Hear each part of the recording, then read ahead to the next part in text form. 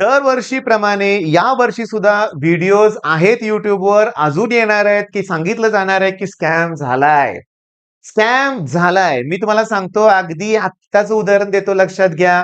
पालक मला भेटायला आलेत, सांगलीवरून आलेत आणि त्यांनी काय सांगितलं, शॉकिंग, की सर माझ्या मित्राची एक मुलगी आहे, तिला सीईटीला 191 स्कोर झालाय. अरे जरा थोडं कमी तरी स्कोर सांगायचा.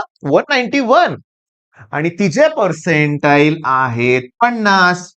सर स्कॅम झालाय. मुलगी ब्रिलियंट आहे, खूप हुशार आहे, एकदम छान आहे आणि तिला 191 स्कोर आलाय तिचा सीईटीत आणि पर्सेंटाईल 50. मी तुम्हाला सांगू का, 150 मुलांचा, माझ्या ऑफलाईनची मुलं आहेत ना, अशी 11वीची मुलं पण आहेत किंवा काही, आता माझ्या मुलानं फॉर्म भरला होता, सगळ्यांचा ना स्कोर आहे माझ्याकडं. मी तुम्हाला सांगतो, तुम्हाला पण बघितलंय तुम्ही, 80 टू 90 जरी स्कोर आला तरी 90 प्लस पर्यंत मुलं गेलेत पर्सेंटाईल मध्ये आणि 80च्या दुप्पटीपेक्षा जास्त स्कोर आहे. दुप्पट ह्याच्या पण दुप्पटीपेक्षा जास्त स्कोर आहे आणि पर्सेंटाईल 50. बरं ठीक आहे, द्या आन्सर की. त्या आन्सर की म्हणलं की सापडत नाही, इथंच ठेवली होती, याच फोल्डर मध्ये होती, गेली कुठं, मी केली होती डाउनलोड, आता सापडत नाहीये. मग मला भीती वाटायला लागले. मग पालक होतं, टेन्शन घेऊ नको, टेन्शन घेऊ नको, विश्वास आहे तुझ्यावर. विश्वास इथं लिहिलंय काय माहितीये का, कॉमेंट घेतले मी, कॉमेंट. या टाईपचे स्कॅमचे जेवढे व्हिडिओ आहेत ना, मी सगळे बघितलेत. मी कुठल्याही शिक्षकाला दोष देत नाहीये. स्कॅम कुठं झालाय, नंबर ऑफ स्टुडंट मध्ये झालाय, कमी जास्त झालेले आहेत, लक्षात घ्या. पण याला स्कॅम म्हणता येत नाही रे, मला तो फॉर्म्युला आहे त्यांचा, आता काय करणार. मार्कात कुठं चूक झालेली नाहीये. जास्त म्हणजे, सर माझ्या एका मित्राला खूप कमी स्कोर आहे, पण त्याला जास्त पर्सेंटाईल आहे, मला जास्त आहे तर मला कमी पर्सेंटाईल. एकच शिफ्ट होती का? नाही, नाही. आता माझं हे बोलणं बऱ्याच लोकांना खटकणार आहे. तुम्हाला माझं बोलणं पटणार नाहीये. पण मी सांगू का, मी स्वतःहून यातून गेलोय. मी सांगणार आहे सगळ्या गोष्टी तुम्हाला. पण हे कॉमेंट, मी जास्तीत जास्त व्हिडिओ बघितलंय. आन्सर की नाहीये तुमच्याकडं, ट्रस्ट आमचा नाहीये तुमच्यावर, विश्वास नाहीये. द्या आन्सर की. आता मी तुम्हाला सांगतो, लक्षात घ्या. आता आणखीन एक गोष्ट सांगतो यातली, बरं का. First day first shift paper सोपा असतो? नाही. पेपर तसाच असतो, पण मुलं निवांत जातात पेपरला. म्हणजे काय? काय रिव्ह्यूज नसतात, काय नसतात. नंतर काय होतं, की आम्ही सुद्धा रिव्ह्यूज दिले होते. पेपर झाल्यानंतर तुम्हाला पेपर कसा आहे? मग दिलं होतं. मग ते काय होतं, नंतरच्या शिफ्टला काय होतं, पेपर कसा होता? ईझी टू मॉडरेट और पेपर टफ होता. अरे जेईई मधला प्रश्न आला होता. आता मला एका मुलाचा कॉल आला, सांगलीचा मुलगा आहे तो. कॉलवर मी म्हटलं, कसा पेपर गेला? सर फिजिक्समध्ये, सर मी जेईई मेन्सची पेपर दिला होता, त्यातला प्रश्न ॲज इट इज होता. आणि एक प्रश्न तर ऍडव्हान्स लेवलचा होता. मग काय ना म्हणलं, असं पेपर अवघड होता. अरे म्हणलं, जेईई मेन्स आणि लेवलचे होते किती प्रश्न? 2 फिजिक्समध्ये, 2 केमिस्ट्री मॅथ्समध्ये 5. पण हे 5 प्रश्न तुम्हाला डिमोटिवेट करतायत. मग काय होतं, की फर्स्ट डे फर्स्ट शिफ्टला असलं काहीच नसते. निवांत जातात मुलं. मग फर्स्ट डे फर्स्ट शिफ्टला तुमचा स्कोर 130 प्लस जरी असला, तर तुमचं पर्सेंटाईल हे 99च्या खाली येऊ शकतं. येऊ शकतं, आलेलं पण आहे. होय. का त्या शिफ्टमध्ये जरा बऱ्याच मुलांचा स्कोर चांगला होतो. मग तेच तेच मी तुम्हाला सांगतो. नंतरच्या शिफ्टमध्ये 125 ला सुद्धा 99.3 पर्सेंटाईल आहेत आणि 138 ला सुद्धा 98.5 पर्सेंटाईल असतात, लक्षात घ्या.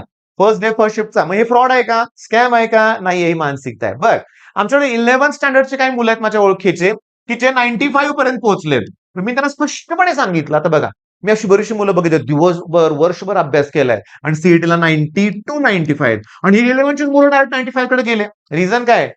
रिलॅक्स माइंडने गेले होते. काही टेन्शन नव्हतं. त्यांना माहिती आहे आपण एक्स्ट्रा देतोय आणि ह्या मुलांना काय वाटतं, नाही माझ्या आयुष्याचा प्रश्न आहे, करिअरचा प्रश्न आहे, मग पेपर कसा असेल, सोपा असेल का, जमेल का, अवघड आहे का, होईल का, हे मरणाचं टेन्शन घेऊन तुम्ही पेपरला गेलाय आणि त्याच्यामुळे कमी स्कोर आलाय. मग काय शिकला आताच्या वाक्यात? जितकं रिलॅक्स स्ट्रॉंगपणे राहाल ना, तेवढं यश मिळणार आहे. मी केलाय अभ्यास, मला जमणार आहे, मी प्रयत्न करणार आहे. मी प्रयत्न करणारच आणि मला यश मिळणार असं पाहिजे. बरं, मग आता हे 95 वाल्यांना पुढल्या वर्षी स्कोर वाढेल? सांगू शकत नाही. अभ्यासावर सगळं डिपेंड आहे. बरं, चला 2 वर्षापूर्वी काय झालं मी तुम्हाला एक्सप्लेन करतो. स्कॅम, मी पण व्हिडिओ बनवला की सीईटी सेलचं चुकतंय, स्कॅम आहे म्हणून. रिझन काय, की माझ्या ऑफलाईनचे 2 स्टुडंट मुलीच होत्या. कायम टॉप असायच्या, लक्षात घ्या. कायम टॉप असायच्या क्लासच्या टेस्टमध्ये आणि त्यांनी मला स्कोर 120, 123 असा सांगितला होता. ओके. आणि त्या दोघींचा पर्सेंटाईल 91 आणि 93 असं आलं होतं. एकीचं 91, एकीचं 93. मग 120 ला 91 शक्य नाही. मी त्यांना विचारलं आन्सर की, नाही नव्हती त्यांच्याकडे. पण टॉपर होत्या, सिन्सिअर होत्या. मी विश्वास ठेवला. मी तरी विचारलं 2 वेळा, मोजला होता ना स्कोर व्यवस्थित? हां, आम्ही मोजला होता. मम्मी पप्पांनी पण मोजला होता. आता मम्मी पप्पांनी मोजला म्हणल्यावर मी केला की व्हिडिओ? मी केला होता, सगळ्यांनी त्या दिवशी केला होता. आंदोलन सीईटी सेलकडे हजारो लोक रोज मेल करायची, शेकडो त्या ऑफिसमध्ये जायचे. मग सीईटी सेलनं त्या वर्षी डिसिजन घेतलं, रिओपन करा. रिओपन करायचंय. बघा चॅलेंज, रिओपन करायचंय. मग मी तुम्हाला सांगतो, रिओपन केल्यानंतर इमिजिएटली त्या मुलीला जेव्हा मी कॉल केला, पुढनं उत्तरलं, "सॉरी सर, आमचा स्कोर चुकीचा होता. हा स्कोर नाहीये." कमी होता, तोंडावर आपटलो मी, लक्षात घ्या. मी YouTubeवर माझी चूक मान्य केली होती आणि म्हणून मी व्हिडिओ बनवतानाच तुम्हाला सांगितलंय, स्कॅम नाहीये. स्कॅम होत नाहीये. बरं, आता आणखीन एक पुराव्यासाठी काही जण मुलं काय करतायत माहितीये का? की ते बोर्डची मार्क लिस्ट दाखवतायत तुम्हाला आणि सीईटीची दाखवतायत. बोर्ड आणि सीईटी. सो बोर्डमध्ये मला एवढे मार्क आहेत, तेवढे मार्क आहेत. आता मी तुम्हाला सांगतो, एक स्टुडंट माझ्याकडे आला होता. मी गावाचं नाव, क्लासचं नाव काय सांगत नाही. आता येतात काउन्सिलिंगला. मी प्रश्न विचारतो. स्कोर बघितला, आई गो! एवढा बेस्ट स्कोर मॅथ्समध्ये, ऑलमोस्ट पैकीच्या पैकी मॅथ्समध्ये मार्क. विचारलं फॅक्टरायझेशनचे फॉर्म्युले. हे काय असतं? बरं जाऊ दे. येत नाही. डिफॅक्टरायझेशन येत नाही. इंटिग्रेशनचे फॉर्म्युले येत नाहीत. हे जाणवलं मला. मग मी गंमत कशी केली पालकांसमोरच, मी त्या पालकांसमोर त्या विद्यार्थ्याला म्हटलं, "कुठल्या क्लास आहे? त्या क्लास जेव्हापासून सुरू झाला मला माहिती आहे." ॲक्चुअली मला काहीच माहीत नव्हतं. "नाही तर तुझ्या गावावरून आलायस, तुझं कॉलेज कॉलेज कुठलं होतंय मला माहिती आहे. तिथं काय चालतं मला माहिती आहे. फक्त तुझ्या तोंडातून ऐकायचं. आपल्याला भविष्यासाठी पुन्हा ही चूक करायची नाही. बोल काय झालं?" मग लगेच म्हणला, "सर आम्हाला कॉलेजमध्ये हेल्प झाली होती." वाईट वाटतंय, की महाराष्ट्रात अजून असे सेंटर आहेत. तुम्ही कितीही सीसीटीव्ही बसवा, काय बसवा, विद्यार्थ्यांना एक्झाममध्ये हेल्प होते. तेव्हा बोर्डचा रिझल्ट तुम्हाला फुगलेला दिसतोय, सीईटीचा कमी दिसतोय. सीईटीला ना एवढं सोपं नाहीये काय फ्रॉड वगैरे करणं. स्कॅम करणारे करतील. पैसेवाले मूर्ख आहेत ना, ते रिझल्ट विकत घेतील. घेतील विकत. ते थोडेच मूर्ख आहेत. ओके. मूर्खच आहेत ते, लक्षात घ्या, जे 20-25 लाख रुपये घालून रिझल्ट विकत घेतात ते. कारण अशी मुलं मी पुढे बघतोय. सीओपी मध्ये बघतोय, सगळीकडे बघतोय. सेकंड इयरला जात नाहीत. आणि जाणार कशी? बरं ठीक आहे, हे मूर्ख पालक तिथं पण रिझल्ट विकत घेऊ शकतील? नाही. 12वी पर्यंत वेगळं आहे. इंजिनिअरिंगला इतकं इझी नाहीये, लक्षात घ्या. ऑटोनॉमस कॉलेजेस आहेत आणि नामांकित कॉलेजेस आहेत. त्यांचं स्वतःचं काहीतरी अस्तित्व आहे. असल्या गोष्टी तिथं चालत नाहीयेत.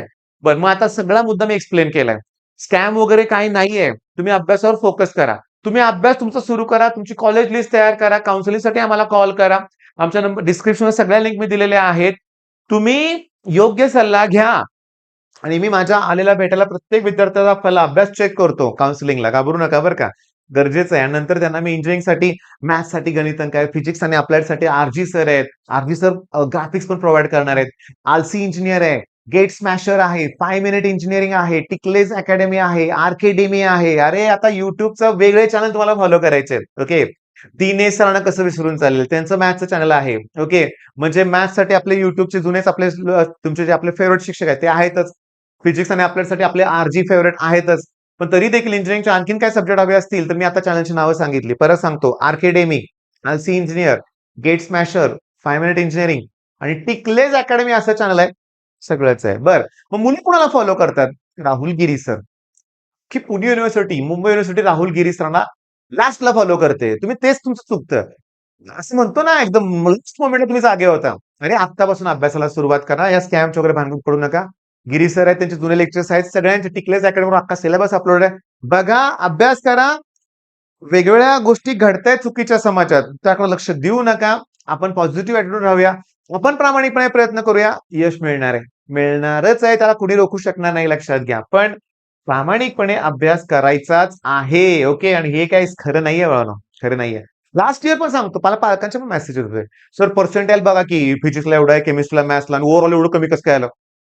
कसं असतं माहितीये का? म्हणजे फिजिक्सला 60 पर्सेंटाइल आहे, केमिस्ट्रीला 60 आहे, मॅथ्सला 60 आहे.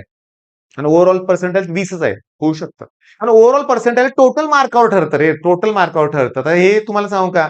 यात काही ऑब्जेक्शन घेत बसू नका. ओके. पण या वर्षीची आपण शेवटची हे बघू आपण मेरिट लिस्ट. टॉपर्सना 10वी किती स्कोर आहे बघूया आपण. ते मग तिथं सापडतील मोरीशी मुलं आपल्याला. तिथं फ्रॉड होते पैसे देऊन. लास्ट इयर दिनेश सरांनी कॉल रेकॉर्डिंगच ऐकलं होतं आपल्याला, की तो एजंट त्या मॅडमला म्हणत होता, "15 लाख भरा हो. सीओबी सारखं कॉलेज मिळेल." मग त्या म्हणत होत्या, की "सर आमची आर्थिक परिस्थिती नाहीये, थोडं कमी जास्त." घासाघीस सगळी नाही का. लेडीज एक्सपर्ट असतात बार्गेनिंग करण्यात, लक्षात घ्या. तिथे मी बार्गेनिंग. पण तो एजंट काय सांगत होता, "हो तुम्हाला 15 लाख फक्त मागतोय आम्ही. सीओपी सारखं कॉलेज तुम्हाला मिळणार आहे. तिथं गेलं की करिअरच तुमच्या मुलाचं सेट होणार. त्याला चांगली प्लेसमेंट मिळणार." अरे नाही मिळत.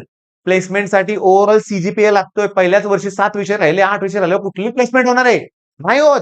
प्लेसमेंटसाठी शेवटपर्यंत एफर्ट्स घ्यायचे, लक्षात घ्या. आणि तिथं सिन्सिअरच मुलं पुढे जाणार, प्रामाणिक. मी असं म्हणत नाही की जो टॉप केले तोच पुढे जाणार नाही. सगळे पुढे जातात. मी सांगू तुम्हाला, मी पीव्हीपीआयटी बुधगावला होतो बरं का. मी पीव्हीपीआयटी बुधगाव हे माझं कॉलेज आहे बरं का, लक्षात घ्या, सांगलीतलं. ओके. सांगू का, माझे सगळे मित्र टॉपच्या पोस्टमध्ये आहेत. ओके, प्रत्येक जण त्याच्या क्षेत्रात यशस्वी आहे. प्रत्येक जण. ओके, त्यात सगळेच टॉपर होते का? नाही, पण शेवटी प्रयत्न सगळ्यांनी केले. तर तुम्ही तेच प्रयत्न करा. ह्या गोष्टीवर दुर्लक्ष करूया. All the best.